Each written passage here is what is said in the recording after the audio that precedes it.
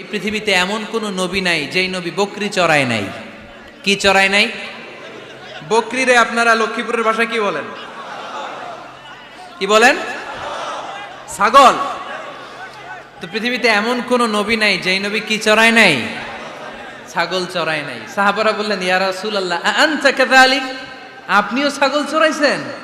বিশ্বনবী সাল্লাল্লাহু আলাইহি ওয়াসাল্লাম বললেন, না, আমিও ছাগল চড়িয়েছি। ওয়া ইন্নী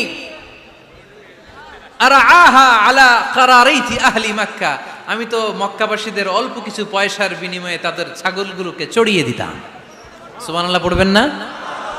বিষ্ণু ঈসা ইসলাম ছাগল চড়াতেন। ছাগল চড়ানো সহজ কাজ না কঠিন কাজ? কেন কঠিন এটা?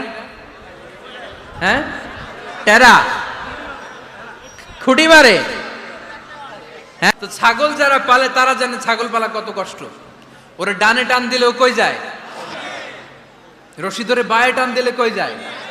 সামনে টানলে কই যায়? পিছনে টানলে কই যায়? সারা সপ্তাহ আপনি সময় পান না এটারে গোসল করাবেন। ভাবলেন আজকে জুমার দিন আমিও গোসল করি, এটারও গোসল করাই।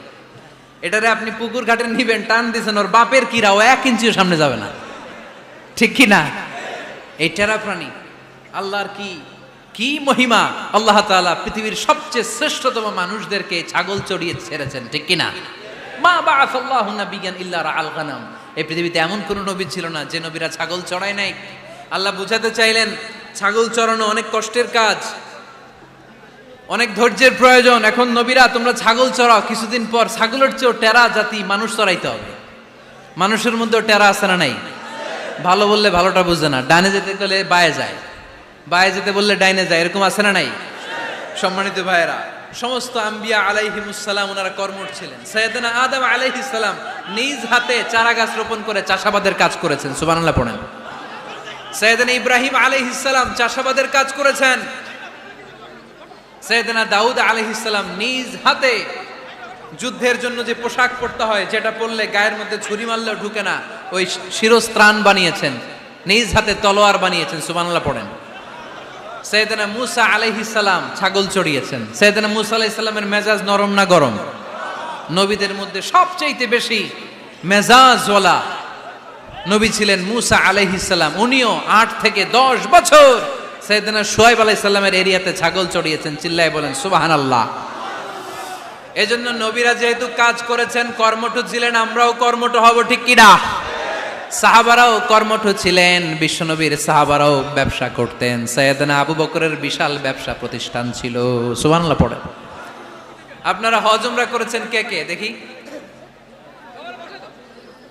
করছেন? মাশাআল্লাহ। যারা করে নাই আল্লাহ তাদেরকেও আল্লাহর ঘর জিয়ারতের তুমি নসিব করো। আমিন। বিশ্বনবীর মাকবারার সামনে দাঁড়িয়ে আমরা যেন সালাম পেশ করতে পারি, তুমি নসিব করো। আমিন। বাইতুল্লাহ শরীফে এবং মসজিদ নববীতে আমরা যেন সালাত আদায় করতে পারে, আল্লাহ তুমি নসিব করো। সাইয়েদনা আবু বকর রাদিয়াল্লাহু তাআলা আনহুর ব্যবসা প্রতিষ্ঠান ছিল মক্কার কাবা ঘরের পাশেই। ওনার ব্যবসা প্রতিষ্ঠানগুলো যেখানে ছিল ঠিক ওইখানেই সৌদি সরকার এখন শপিং মল বানিয়ে দিয়েছে, মাতজার আবু বকর। মক্কা শহরের যেখানে বহিরাগতরা এসে ওখানে ছাগল, ওখানে ঘোড়া, উট এগুলো রাখতো, আস্তাবল রাখতো, ঘোড়া আর উট যেখানে রাখা হতো ঠিক ওই জায়গায় সৌদি সরকার ওটার পার্কিং লট বানায় দিচ্ছে। মানে যেখানে আগে সাহাবাদের ব্যবসার জায়গা, ওইখানে বর্তমানে শপিং মল। যেখানে আগের সময়কাল সাহাবারা উট আর ঘোড়া রেখে বাঁধতো, ওইখানে এখন গাড়ি ঘোড়া রাখার ব্যবস্থা করা হয়েছে। সাইয়েদনা আবু বকর অনেক বড় ব্যবসায়ী ছিলেন। ওনার নিজ টাকা দিয়ে হাবাসা থেকে আসা সাইয়েদনা বেলালকে তিনি 20,000 স্বর্ণ মুদ্রা দিয়ে উমাইয়া ইবনে খালাফের কবল থেকে তিনি মুক্ত করেছেন। সাইয়েদনা উসমান যুন্নুরাইন বড় ব্যবসায়ী ছিলেন। নিজের টাকা দিয়ে মদিনার মুসলমানেরা পানি খেতে পারে না, বিইরে রুমা নামে একটা কুয়া ছিল, এই কুয়ার মালিক ছিল ইহুদি। মুসলমানেরা পানি খেতে গেলে সে বকা দিত, পানি খেতে দিত না। বিশ্বনবী বললেন, আমার সাহাবীদের মধ্যে এমন কি কেউ নাই নিজের অর্থায়নে বিইরে রুমা কিনে মুসলমানদেরকে দিয়ে দিবে? সাইয়েদনা উসমান যুন্নুরাইন বলল, ইয়া রাসূলুল্লাহ, আপনার খেদমতে আমি হাজির। মুহূর্তের মধ্যে সাইয়েদনা উসমান যুন্নুরাইন নিজের অর্থায়নে বিইরে রুমাটা কিনে মুসলমানদের জন্য সদকা করে দিয়েছে। বিষ্ণুনবীর কিন্তু টাকা পয়সা ছিল না, জানেন? ছাগল চড়াতো। কাউবয়, মা মিন নাবিয়্যিন ইল্লা রাআল গানাম, ছাগল চড়াতেন। কাউবয় মানে বুঝছো না তোমরা? বুঝছি, গরু চড়াই না পাওয়া যায়, নাউযুবিল্লাহ। নবী কি তা গুরু চলেন না ফুয়া? হ্যাঁ, এই কথা কি নবীর ক্ষেত্রে বলা যাবে? এত সেলিব্রিটি হয়ে গেছেন, এত মোটিভেশনাল হয়ে গেছেন। বেশি মোটিভেশনাল আর বেশি শিক্ষা কিন্তু মানুষকে জাহান্নামে নিয়ে যায়। কিন্তু আপনি হাজারটা দিলে লাভ হবে কি যদি আপনি নবীর বিরুদ্ধে কথা বলেন? প্লিজ প্লিজ আমার নবীকে নিয়ে আর তামসা করবেন না।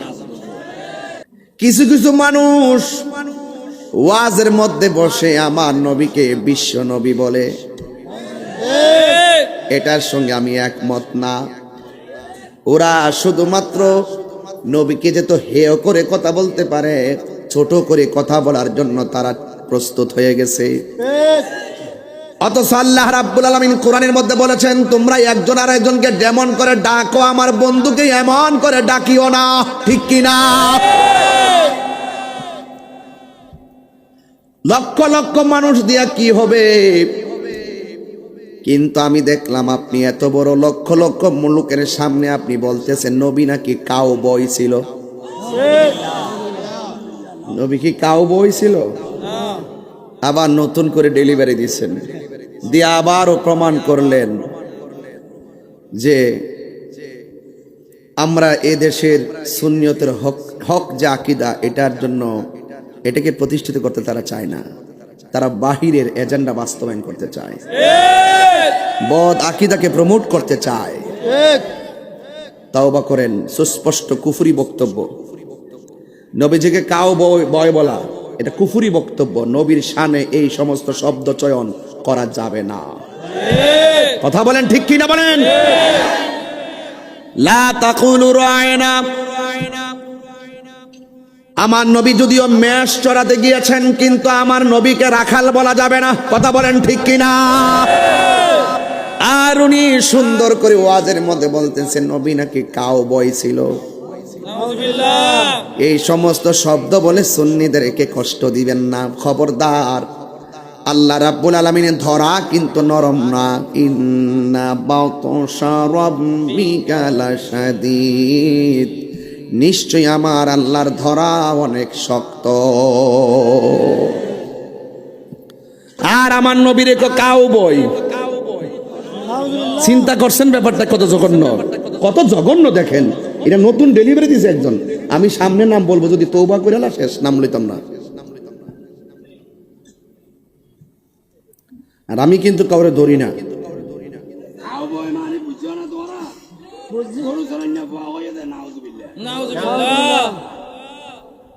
নবী কি গুরু চলেন না ফুয়া? হ্যাঁ, এই কথা কি নবীর ক্ষেত্রে বলা যাবে? এত সেলিব্রিটি হয়ে গেছেন, এত মোটিভেশনাল হয়ে গেছেন। বেশি মোটিভেশনাল আর বেশি শিক্ষা কিন্তু মানুষকে জাহান্নামে নিয়ে যায়। মানুষকে ইমোশনাল ব্ল্যাকমেইল করবেন না, এগুলো বাদ দেন। আমরা কি কম চলতেছি মনে করেন? আমরা গতকাল এখানে মাহফিল, আজকে এখানে মাহফিল।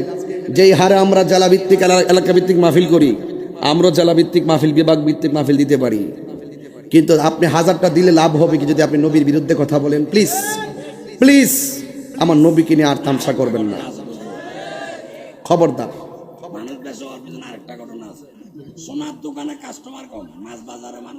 হ্যাঁ হ্যাঁ, এই যুবক কি ওয়াজ করতাম, সব ওয়াজির আমার ভাষে বই দিছে। মারহাবা জোরে গো, মারহাবা মারহাবা।